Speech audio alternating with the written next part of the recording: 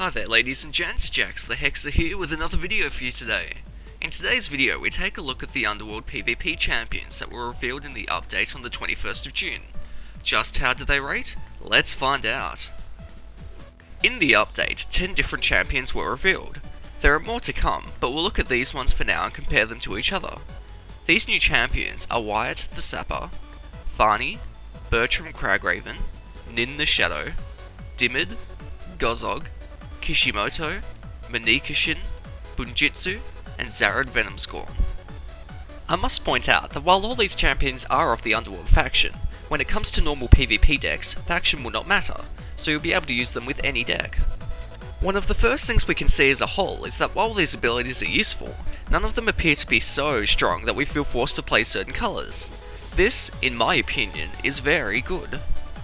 Keeping the champions balanced between each other means players will play colours based on their merits, rather than the champions, and leads to a more diverse PvP environment.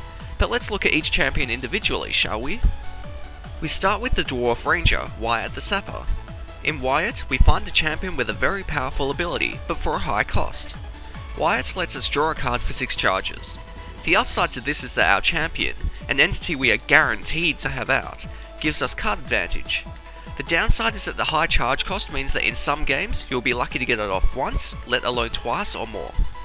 However, this is the kind of charge power you can easily support in deck construction.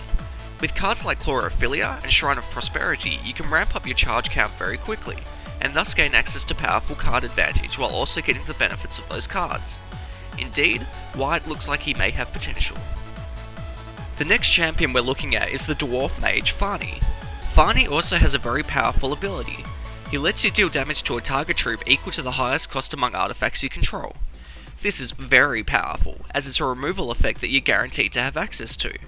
However, it is also very conditional, as in order to get rid of tougher troops you need to have more expensive artifacts out, and to make any use of it you need to have at least one artifact out.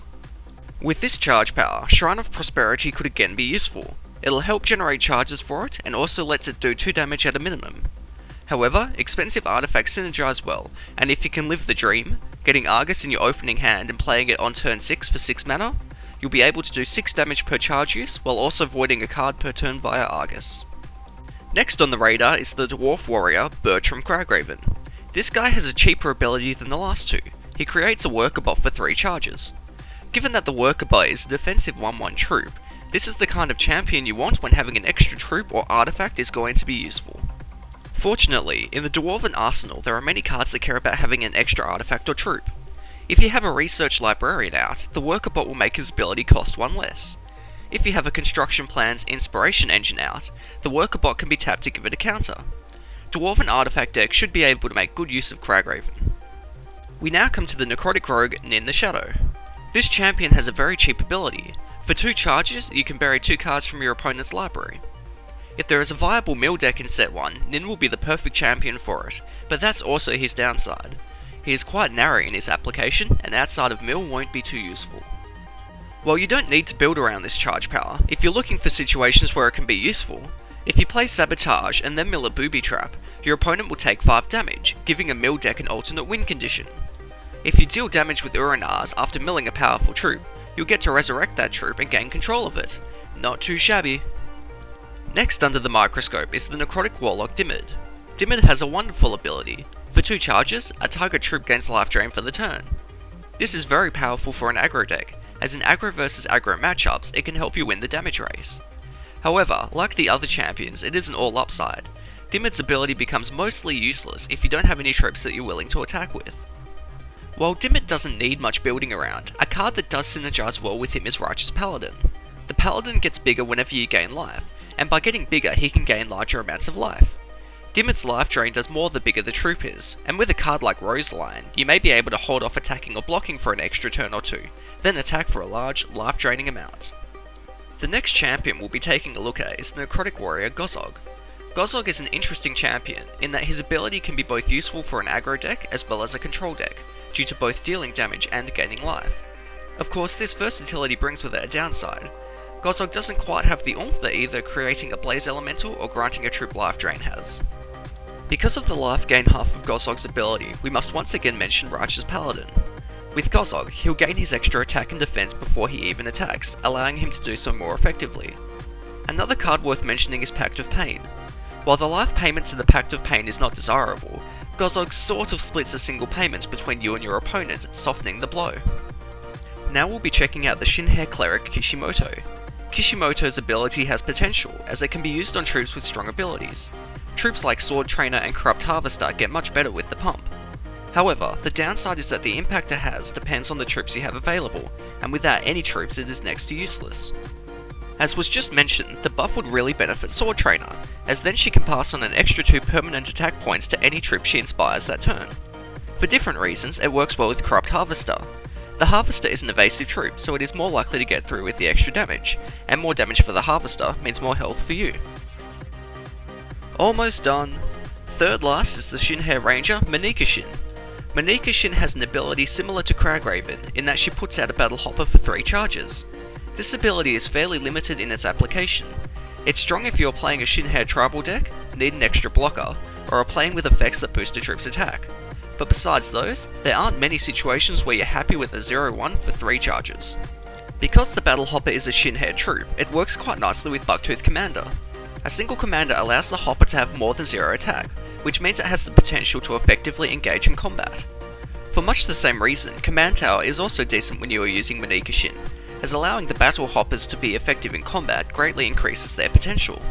The second last champion on our list is none other than the Shin'hare Warlock Bunjitsu. Bunjitsu has a rather unique ability in that he transforms 2 other troops you control into one single abomination, with attack and defense equal to the combined attack and defense of the former troops. The upside to this ability is that you are able to combine troops that are no longer relevant, perhaps because they're too small, into a bigger, more relevant troop. The downside is that the ability doesn't actually gain you any power or toughness, and is technically card disadvantage, as you are giving up 2 troops in order to gain 1. One type of troop that will be able to benefit from this ability is a strong early drop like Fang of the Mountain God, that has the potential to be outclassed by more expensive troops. Combining him will make him more relevant as the game progresses. Along a different train of thought, a troop with an enters play ability like Shadowgrove Witch will be a prime candidate for the transformation, seeing as she has already served her main usefulness after her ability resolves. The final champion that was revealed in the update is the Venom Rogue Zared Venomscorn.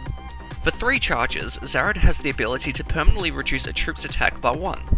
This ability is good for a control deck, as it will be able to reduce the incoming damage from an opposing troop without costing you a card.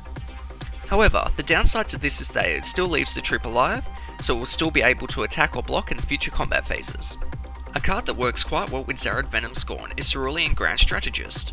The Strategist inspires troops to be able to exhaust opposing troops if they have low enough attack, and Zared helps ensure their attack is low enough. Another card that works fairly well with Zared is Zombie Plague. Zombie Plague reduces the attack and defense of troops in the opponent's library, so troops your opponent plays may already be weakened, and Zared will take that one step further. So there you have it, all 10 champions that were revealed on the 21st. Which one is the best? Well, they're all going to fit into different deck types, so they'll likely all be useful in different situations. But, which one is my favourite? Dimid. At this point, I feel like a fast mono ruby aggro deck could see play in set 1, and while being slightly threshold heavy, the life drain that Dimid provides could be the difference between winning and losing against that deck. I do have to give a runner-up shout out to Goog though. His simplicity and versatility means that he'll be easy to play with, and will rarely be an outright bad choice. And that, ladies and gents, is that. I hope you've enjoyed the video, feel free to comment, like or subscribe, and remember, keep being exceptional.